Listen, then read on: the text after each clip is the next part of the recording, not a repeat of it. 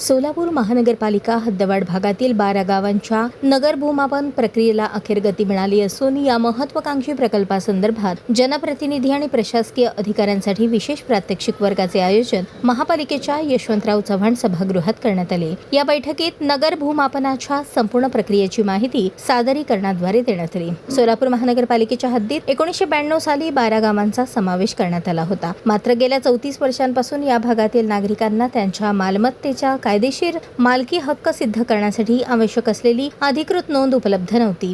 गावठाण क्षेत्र वगळता हद्दवाढ भागात मोठ्या प्रमाणात निवासी व व्यावसायिक मिळकती निर्माण झाल्या, परंतु बहुतांश व्यवहार नोटरी पद्धतीने झाल्याने त्या मालमत्तांची महापालिकेच्या दप्तरी नोंद होऊ शकली नाही। त्यामुळे नागरिकांना मालमत्ता हस्तांतरण, कर्ज प्रकरणे, बांधकाम परवानग्या तसेच विविध शासकीय योजनांचा लाभ घेण्यात अडचणींचा सामना करावा लागत होता। या पार्श्वभूमीवर हद्दवाढ भागातील मालमत्तांची अधिकृत नोंदणी करण्याची मागणी अनेक वर्षांपासून होत होती। या मागणीची दखल घेत महापालिका प्रशासनाने 3 वर्षांपूर्वी उपअधीक्षक भूमी अभिलेख कार्यालयाकडे सुमारे 5 कोटी रुपयांचा निधी वर्ग केला।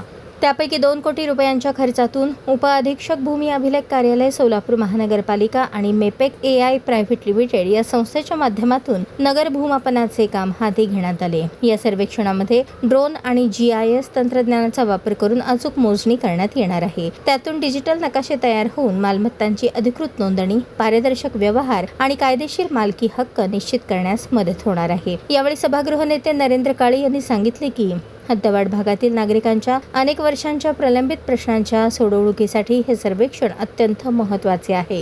या कामासाठी स्वतंत्र कक्ष, आवश्यक मनुष्यबळ आणि यंत्रणा उभारण्याचा निर्णय घेण्यात आला असून पुढील 1 वर्षात 13 गावांचे नगर भूमापन पूर्ण करण्याचे नियोजन आहे। आजचा जो विषय होता हा अतिशय गंभीर आणि सगळ्यांच्या जिव्हाळ्याचा विषय होता। गुंठेवारीच्या संदर्भातल्या अनेक लोकांच्या नोटरी आहेत, त्यांच्या जागेच्या नोंदी नाहीत आणि त्या नोंदी नसल्यामुळे महापालिकेतही त्यांच्या बऱ्याच जणांचा टॅक्स घेतला जात नाही किंवा त्याच्या नोंदी होत नाहीत। अशा संदर्भातला आपण या संदर्भात मोजणी करण्यासाठी मागच्या आपली जी बॉडी होती त्यांनी या संदर्भात 5 कोटी रुपये मोजणीसाठी ठेवले होते आणि हे काम गेले अनेक वर्ष झालं पेंडिंग होतं। पण आता या संदर्भातला एक बार चार्ट केलेला आहे की साधारणपणे ह्या 1 वर्षभरात ही जी 12 गावं आहेत या 12 गावाची मोजणी करून मॅपिंग करून त्याचा सर्वे करून ड्रोन मॅपिंग करून या सर्व नोंदी आपल्या कागदावर आणणं आणि सगळ्यात महत्त्वाचं ज्यांच्या नोटरी आहेत किंवा त्या मूळ मालकांनाही नोटीस देऊन या संदर्भातल्या मुख्य उतार्यावर नाव जरी मालकाचं असेल तर नोटरी असेल किंवा टॅक्स पावती असेल अशा विविध गोष्टी तपासून या संदर्भातल्या म्हणजे खातेदार म्हणून तिथं जे राहणार आहेत त्यांची नावं या उतार्यावर लागते। या एकूण सर्वेच्या प्रक्रियेला जलदगती देण्यासाठी एक स्वतंत्र यंत्रणा, स्वतंत्र एक अधिकारी किंवा कर्मचारी देणं अपेक्षित आहे। अशा पद्धतीने काही उपाययोजना होतील? आता निश्चितपणाने ही सगळी योजना जे करते भूमी अभिलेख यांच्याकडनं केली जाते, पण महापालिकेच्या वतीने समन्वयासाठी 2 अधिकारी आपण याला देतोय। नगर रचनाकडनं 1 अधिकारी आणि टॅक्स विभागाकडनं 1, म्हणजे लोकरे साहेब असतील आणि शेवाळे साहेब असतील, असे 2 अधिकाऱ्यांची आत्ता आयुक्तांनी नेमणूक केलेली आहे की जेणेकरून याला गती मिळावी आणि ज्या पद्धतीने आपण ठरवलं की 1 वर्षभरात हा कार्यक्रम संपावा आणि हे 1 वर्षात संपत असताना या 12 गावात सोडून मजरेवाडीचा समावेश नाही, तर त्या संदर्भातले आपण मागणी केलेली आहे की शासनाकडे की त्याचाही समावेश करण्यात यावा, त्याही मजरेवाडीचाही समावेश करण्यात येईल आणि ही 13 गावं 1 वर्षभरात सर्व संपावी यासाठी काम करण्यासाठी महापालिकेकडनं याच्यातनं सातत्याने प्रयत्न केला।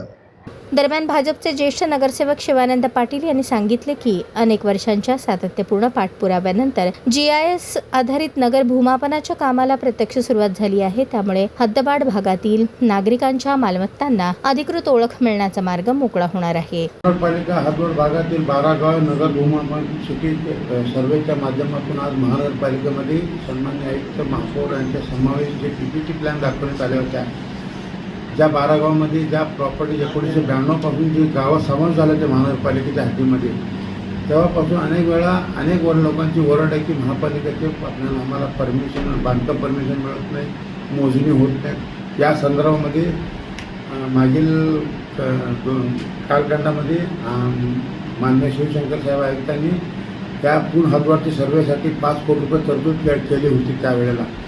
तो आज काम युद्ध पातळीवर सुरू करण्यात आलेला आहे. ह्या आत्ताच्या आम्ही प्रश्नावली केल्यानंतर मिळाली माहिती अशी आहे की मॅपॅक्स कंपनी म्हणून एक प्रायव्हेट कंपनी आहे.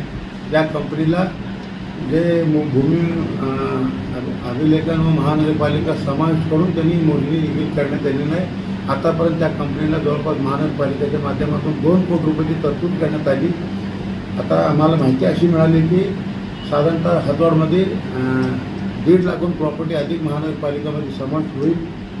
साधारणतः नोटरीच्या धारकांना जे अनेक ठिकाणी 20,000 नोटरी धारकांची जे आहेत त्यांना खरेदीपासून जे वंचित आहेत, मी आयुक्तांना किंवा त्या अधिकाऱ्यांना विचारलं की त्यांनी म्हणले मूळ मालकांना नोटीस देऊन ह्या गोष्टीचा समावेश करण्यात येईल. आणि आयुक्तांनी माहिती दिली की साधारणतः 500 स्क्वेअर फुटापासून द्या 400 स्क्वेअर फूट असू द्या सगळ्या प्रॉपर्टीधारकांना प्रॉपर्टी कार्ड देतो म्हणून आम्ही अभिवचन दिलेलं आहे. या कामाची PPT सादर करत असताना मुळात ती पूर्वीच केली पाहिजे होती. आता उशीर का होईना पण महानगरपालिकेने चांगला उपक्रम घेऊन त्या हद्दवाढच्या मूळ प्रॉपर्टीधारकांना व प्लॉटधारकांना एक चांगला संदेश देण्याचं काम केलेलं आहे.